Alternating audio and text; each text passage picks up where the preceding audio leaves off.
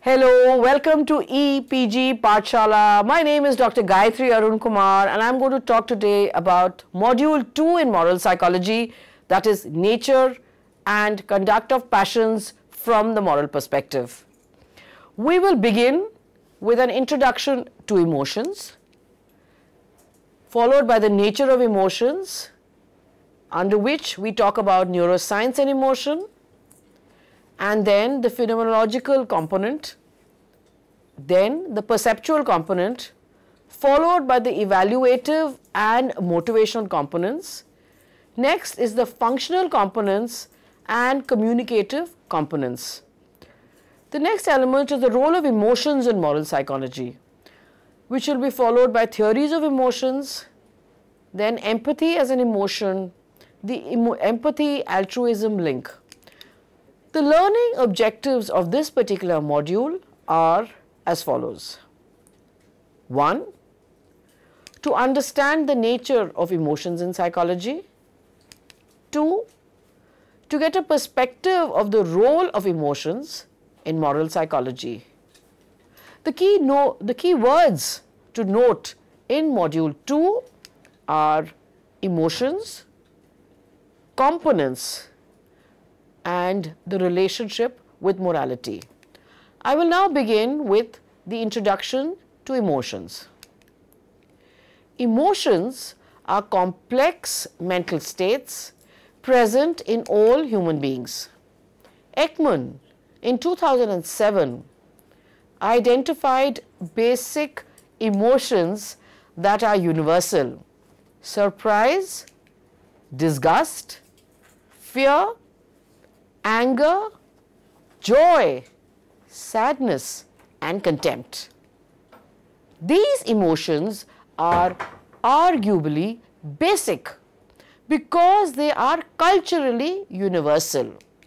An interesting element of these basic emotions is to notice that only one is clearly positive, that is joy, and only one is clearly neutral, surprise. The other 5 are arguably negative or at least ambivalent. Humans apparently have more negative than positive basic emotions. The nature and conduct of emotions is rather complex, having several correlates setting the stage for their role in moral psychology. First one is to deal with neuroscience and emotions.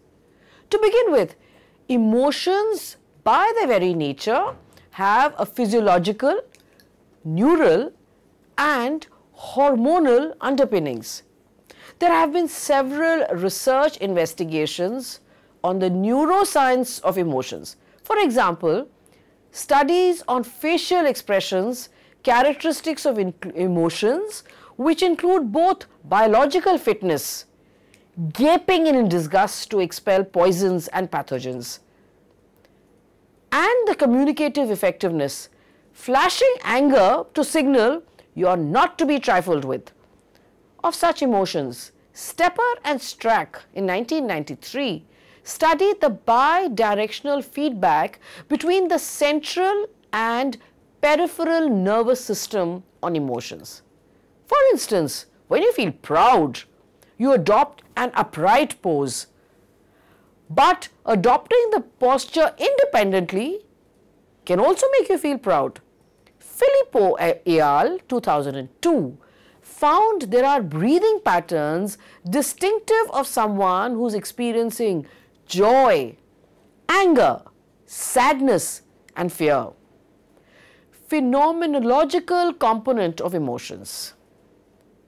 Emotions have something called phenomenological components. Phenomenology refers to what it feels like to have a given experience or to be in a given state. Emotions also have a phenomenological character. There is something it feels like to have an emotion. The more intense an emotion, the stronger the characteristic feeling.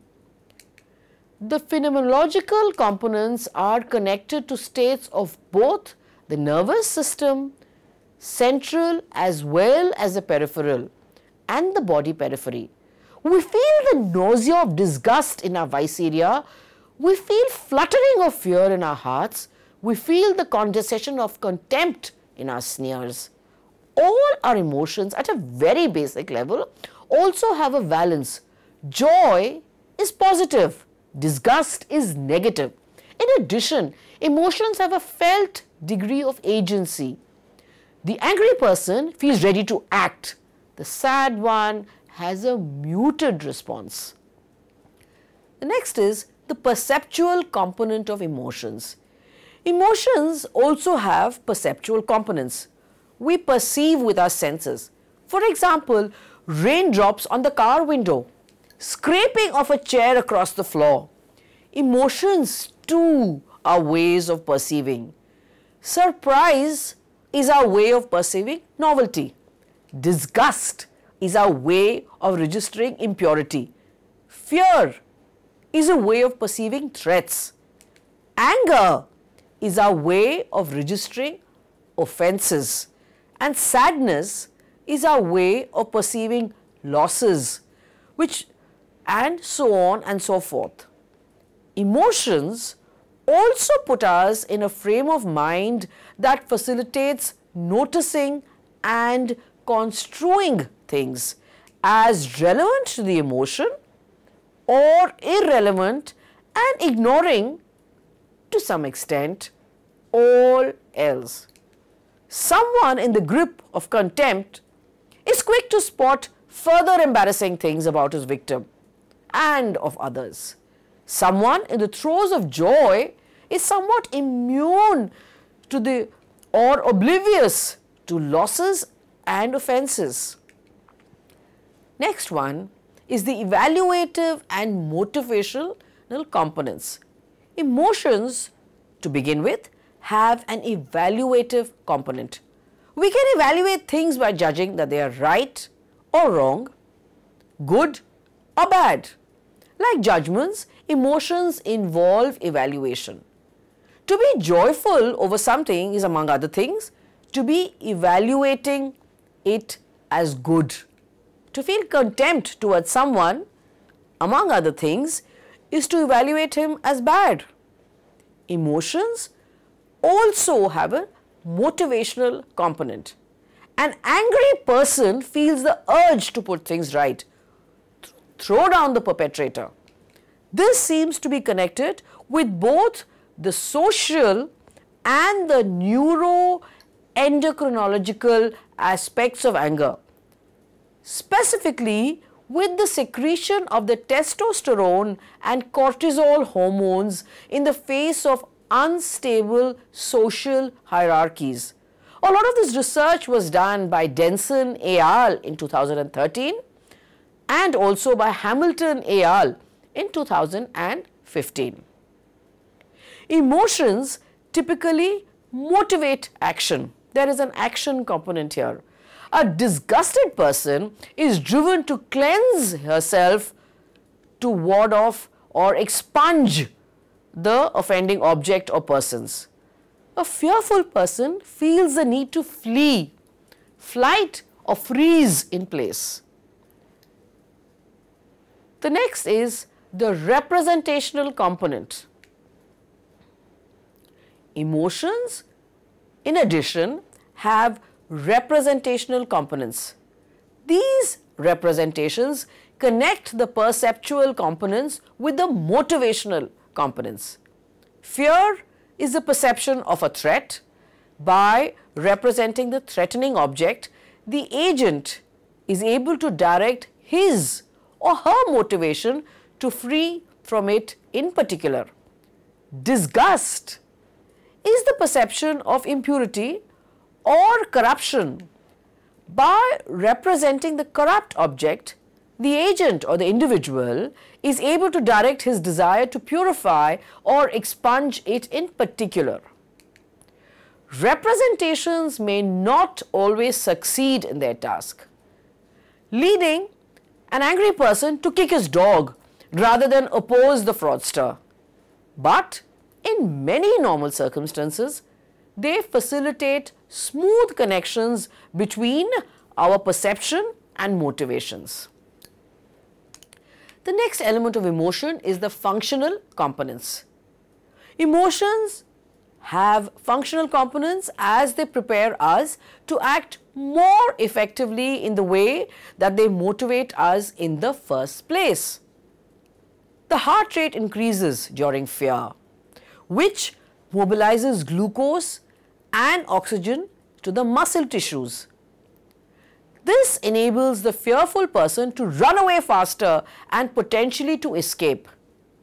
The gaping expression characteristic of disgust is identical to the first stage of vomit, helping the disgusted person to eject impurities from their mouth. Communicative components of emotions. The last and final component is the communicative component, a special case of their functionality. Expressions of these basic emotions are nearly universal. People from around the world and different cultures express the same emotions in very similar ways. This may be because, although emotional expressions can be mimicked, their gross contours are evolutionary and adaptive. For instance, the facial expression characteristic of fear enlarges the visual field, speeds up eye movement, targets the localization, and increases nasal volume and air velocity while breathing in. In contrast, the facial expression characteristic of disgust does just the opposite. Furthermore, it is hard to suppress the facial expression of an emotion that you occurrently feel, and mimicking the facial expression tends to induce at least a twinge of the emotion itself. Thus far, it can be seen that emotions are so complex, they have many roles to play in moral psychology. Role of emotions in moral psychology. An initial approach would be first to define morality, and then to say that moral emotions are the emotions that respond to moral violations or that motivates moral behavior. There have been generally two approaches taken by philosophers to define moral emotion. The first one is to specify the formal conditions that make a moral statement. For example, that is prescriptive, that is universalizable, such as expedience. The first approach is more tied to language and the definitions we give to moral emotions. The second approach is to specify the material conditions of a moral issue. For example, that moral rules and judgments must bear on the interest or welfare either of a society as a whole or at least of persons other than the judge or agent. This definition seems to be more action based. It focuses on the outcome of a moral emotion. The second definition is more preferred because it is not tied to language and therefore can be applied to pre-linguistic children and animals. Moral emotions are emotions that are linked to the interests or welfare either of society as a whole or at least persons other than the judge or agent. There is a debate whether there is a set of basic emotions or if there are scripts or set of components that can be mixed and matched, allowing for a very large number of possible emotions. Even those arguing for a basic set acknowledge that there are many variants of each emotion. Ekman in 1992 calls these variants families. The principal moral emotions can be divided into two large and two small joint families. The large families are the other condemning family, to which the brothers are contempt, anger and disgust, and their many offspring such as indignation and loathing. And the self-conscious family, shame, embarrassment and guilt. The two smaller families, the other suffering family, compassion and the other praising family, gratitude and elevation. Hate also leaves theoretical room for cultural specificities. Different cultures, hate suggests, can formulate different local moral emotions that reflect the intrinsic values of that culture. For example, Eastern cultures may be more inclined to consider serenity or calmness as a moral emotion than Western cultures. The next, theories of emotions. There are several theories of emotions formulated in psychology. Rosanne et al. 1999 proposed the contempt, anger, disgust model. They believe that contempt tracks violations of social hierarchy, anger tracks harms, and disgust tracks violations of purity.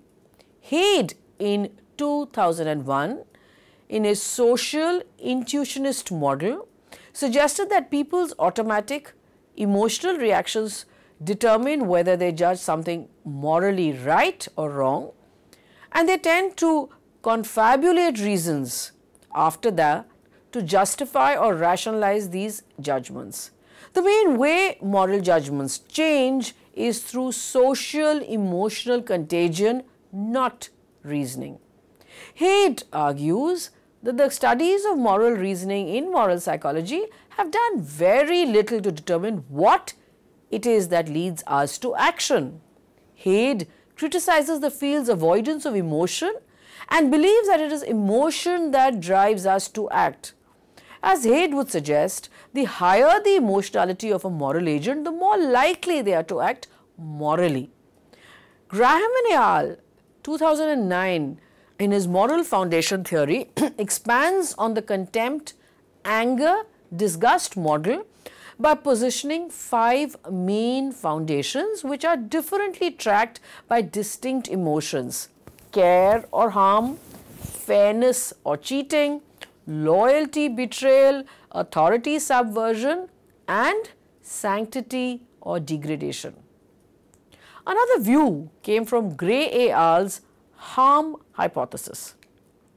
According to the harm hypothesis, the prototype of all moral situations is the agent-patient dyad in which the former harms the latter. It can be thus seen from the above theories presented that emotions have a significant role to play in moral psychology. Next topic is empathy as an emotion.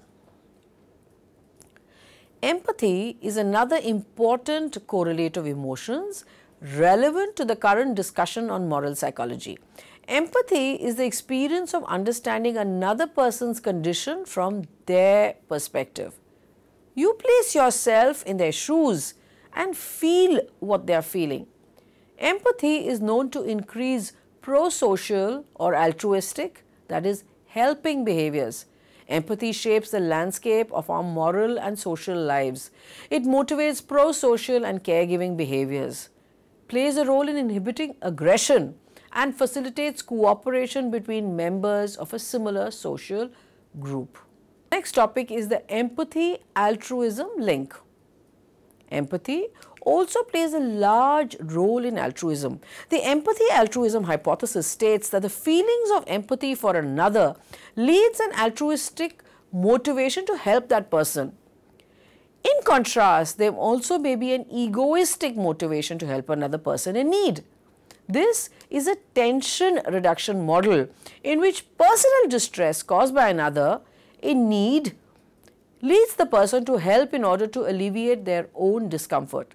Batson, Klein, Berger and Shaw in 1995 conducted experiments where they manipulated people through the use of empathy-induced altruism to make decisions that require them to show partiality to one individual over another.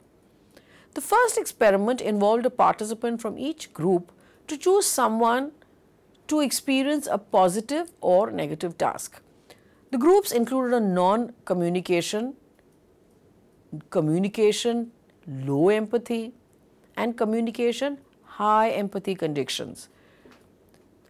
These groups were asked to make their decisions based on these standards, resulting in the communications leads to high empathy group showing more partiality in the experiment than the other groups due to being successfully manipulated emotionally. These individuals who successfully manipulated reported that despite feeling compelled in the moment of social partiality, they still felt they had more immoral decisions since they followed an empathy-based emotion rather than adhering to a justice perspective of morality. Empathy-induced altruism and justice are two independent pro-social motives, each with their own unique ultimate goal. Empathy-induced altruism and justice morality can work together in situations where empathy is felt towards the victim of injustice. A neuroscientist, John Dessetti, in 2015, drawing on empirical research in developmental psychology, social neuroscience and psychopathy, argued that empathy and morality are neither systematically opposed to one another nor inevitably complementary. Empathy shapes the landscape of our moral and social lives. It motivates pro-social and caregiving behaviors, plays a role in inhibiting aggression, and facilitates cooperation between members of a similar social group. Thus, empathy is often conceived as a driving motivation of moral behavior and justice, and as such, everyone would think that it should be cultivated. However, the relations between empathy, morality, and justice are exceedingly complex. As we can see, moral emotions is the complex interplay of emotions that respond to moral violations or motivate moral behavior. In addition, moral emotions are emotions that are linked to the interest or welfare either of society as a whole or at least of persons other than the judge or the agent. Thank you.